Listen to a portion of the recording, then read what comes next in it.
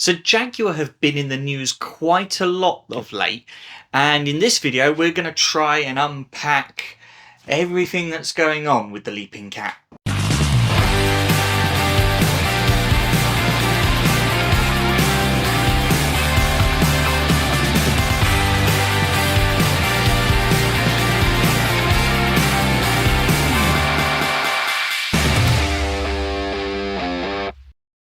So yes, you probably have seen quite a lot of furore on the internet with regards to Jaguar's new branding. But as well as that, there's been other things going on. And in this video, we're going completely unscripted. I'm going to try and unpack everything that's been going on.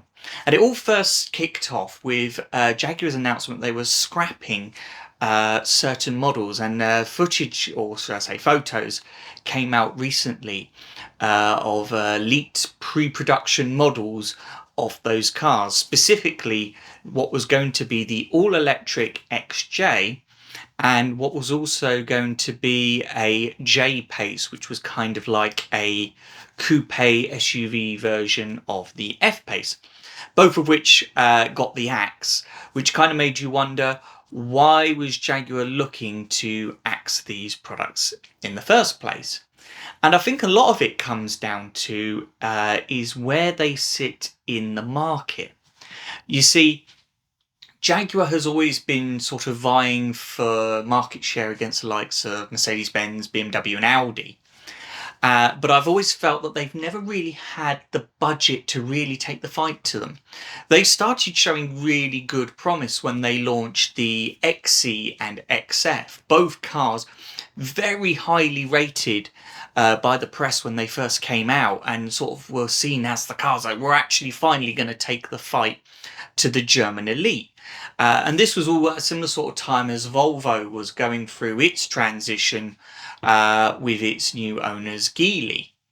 And whereas with Volvo, they really found their strides with the SUVs and are now continuing to have a noticeable market share, Jaguar sort of started to languish a bit, and the products got very old very quickly, and they didn't update them to new models in the same way that BMW, Mercedes and Audi did.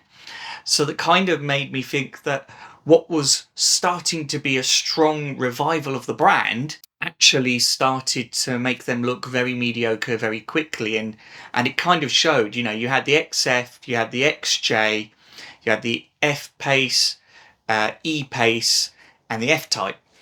And that was it. You know, there wasn't any particular revolutionary new products coming through. I mean, I think at one point Mercedes had something like 48 product lines compared to Jaguar's 6 or 7. So it really, to me, it felt like they didn't have the resource available to them to really take the fight. The other issue I think Jaguar suffered, probably more so on Land Rover, but I think Jaguar probably felt the hit as a result, was the woeful reliability. And I think a lot of people, myself included, were put off by the idea of buying one of their products because of the thought that it's just going to be going wrong all the time. Whether that be electrical, whether it be suspension, it wasn't one particular thing that was causing problems. It was problems across the board.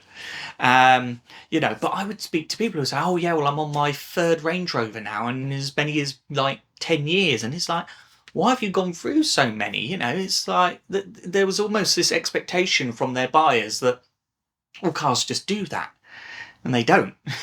Cars can go considerably longer. They thought that because there was all this sort of really strong after sales service was made them a good brand, whereas actually a lot of the other brands didn't do it because they didn't need to. Their products worked. I mean, Lexus is a fine example of that. So it then kind of made me think, well, if it's not the products that are saving them, then why do they think a rebrand is going to solve the problems? I've always been a strong believer that the best brands or the best cars are the ones that were objectively the best. You look at things like the Civic Type R as like the go-to hot hatch, and therefore was a really, really strong seller. The BMW 3 Series has always been the go-to car. I think Jeremy Clarkson described it as like buying a shoot 'em up that isn't Call of Duty. It was just the default. And I think, JLR know how to do that. Just look at the Range Rover. It is the de facto, you buy a Range Rover if you want a luxury SUV. Yes, you've got the likes of the Bentley Bentayga, which, very capable product, but it's not a Range Rover. It doesn't have the prestige of the brand when it comes to SUVs. Bentley's prestige is more found in their saloon products. So it kind of then leads me on to their thinking with this new branding. So when you watch the video, it kind of comes across as a bit of a fashion label. It's not, it doesn't scream, we are a car company. And, they say, their tagline is copy nothing. Whereas actually, if you look at their logo, it looks like they copied everything because everybody's going down the same road of just keeping it clean, minimalist and meh.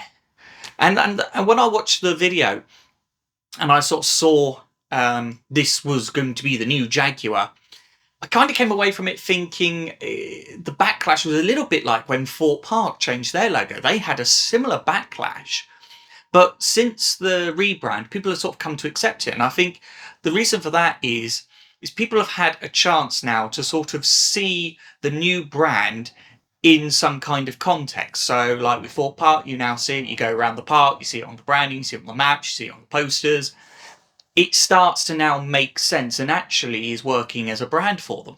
Whereas you look at Jaguar and all you've seen is a bunch of people wearing some very silly clothes, doing some really random things, and you're to go away from that thinking, no, this is a car company. I don't want to buy a Mercedes. I want to buy one of these. At least without a car, then all of that is kind of just taken out of context. It's just people think it's woke nonsense. It's Bud Light 2.0, and I don't think it's quite that. I think what we need to do is we need to see product. We need to see showrooms. We need to start to see the brand flesh out into becoming what it hopes to be. And at the moment, all we've seen is a 30-second advert with some people in it. And so for me, I think we need to see more of this brand to be able to really get a strong impression as to what it's trying to be. For me, it kind of feels like it's trying to be a bit cool Britannia. You could definitely tell fashion has played a part. It's almost like LMVH or whoever the people who own Louis Vuitton are, have sort of had an influence. And it wouldn't surprise me if the marketing or the advertising agency involved probably have had some influence with fashion as to why they've chosen to go down that road. Maybe it's because they think, we can't take the fight to BMW, Mercedes,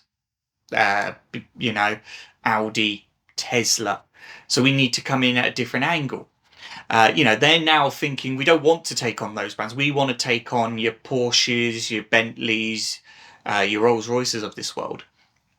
And part of me, and part of that is we're going to do it with a younger audience. Well, politely, younger people aren't buying those cars anyway.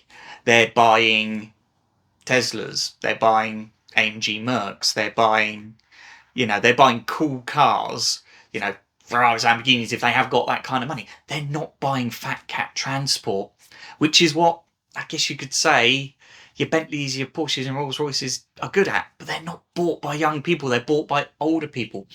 And this whole attitude, we don't want to be targeting that market. Well, by alienating that market, you're not actually growing market share. All you're doing is just shifting the interest, because eventually they're going to get older and you're going to be like, no, we're not interested in them. We want to focus on young people. So I think there could be an error of judgment there. But again, until we've seen product, we can't really make sense of it. The other thing to think about as well is they're going full steam ahead with the idea that we're going to be an electric brand, electric only. But then you look at their competitors, the people who they want to take the fight to, and they're stepping away from electric because the market isn't there for them. You look at Porsche with the likes of the Boxster and Macan. They're now actually thinking of redeveloping this product to have combustion engines because they're worried that if they launch new full electric product, it's not going to sell in the numbers they need it to. You think someone like Porsche, Macans and Boxsters, they're their bread and butter. And if you release something too radical, that could break a brand. I know the 911 is. I know the 911 is sort of like their showpiece, but that's not the car that's making them money. Well, it's making them a bit of money, but it's not making them the money they need to be the size that they are. Bentley, they wanted to go electric, but they feel that now's not the time, and really plug-in hybrids the way forward. Lotus are looking at changing their product lines to adapt to an electrified powertrain as well. But Jaguar are still adamant, no, we're going to go full electric, and I'm worried that that might hurt them, and that could muddy the waters, because then you're going to think, well, if this doesn't work for Jaguar, is it going to be the rebrand? Is it going to be the fact they've gone full electric? What's going to be the reason for Jaguar's downfall? Because at the moment, I'm looking at what they're doing and I'm thinking none of this is going to help them grow. Now, with the marketing campaign, I do think there was some shock tactics involved. I think there was an element of, well, if we can really roll people up, this will hit the mainstream. And to a fair point, it kind of has. But look at the Ford Capri. That did exactly the same thing. But now that the car's out in showrooms, are people necessarily buying it because they've seen it all over the place? Probably not. It didn't get nominated for European Car of the Year. In fact, from what I understand, it's kind of considered okay. It's meh. It's on par, but it's not setting the world alight. And I think if Ford had gone out and made the absolute best coupe SUV anyone had on the market, it was head and shoulders above everything else, then yes, it would sell. Much like the Renault 5 when that comes in. I think that car is really sitting in a point where people are really excited about that product. But it's remained true to its heritage, it's competitive, it is really cheap when you compare it to its competitors as well. So I think from that perspective, that's going to do really well. But I'm just worried, is Jaguar's thinking, oh yeah, well, we managed to get on BBC News and with the most talked about thing on MSN. Great. But what happens when you actually then come to sell a car? Are you going to have people, having seen that, come into your showroom and think, I want to part with £100,000 of my money to buy that car?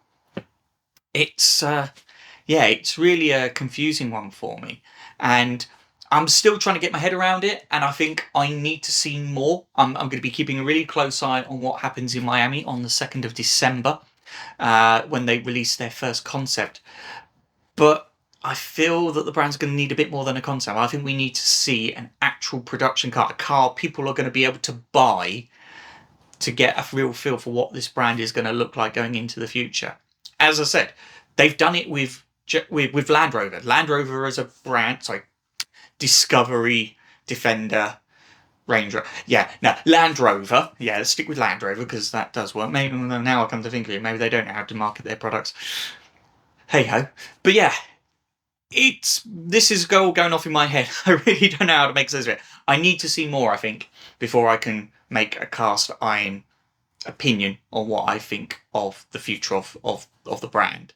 I personally would like to see the growler back. I think that's quite an integral part, and I think that's been missing as of now. That's not to say that they're getting rid of it completely. Obviously, we've seen that backwards J thing. Not really sure what's going on there. I really do hope that is something that maybe they can think, maybe we should replace that with a growler. I think you could make the growler and bring it into the 21st century. I think there's several ways you could do that. But this whole JR thing just feels a bit empty. So, yeah, as I say, I can't really make sense of what I'm thinking. I need to see more. Maybe you can make sense of what I'm thinking down in the comments below. Let me know what you think of this rebrand. Do you feel like you've seen enough to form an opinion and that actually you don't like it or you do like it? Or are you like me, where you're thinking, I need to see this fleshed out a little bit more before you can make a cast iron judgment? And do you think that going down this route that Jaguar is going to have a viable future, or are we potentially looking at the next Saab? Let me know down in the comments below. And of course, if you enjoyed this video and you want to see more content, particularly around the launch of the new concept that will be launching on December the 2nd, then be sure to click subscribe and click the bell icon to get notified whenever I load up new content. Otherwise, thank you very much for watching. I'm Max, this is Max Talks, and I'll see you on the next one.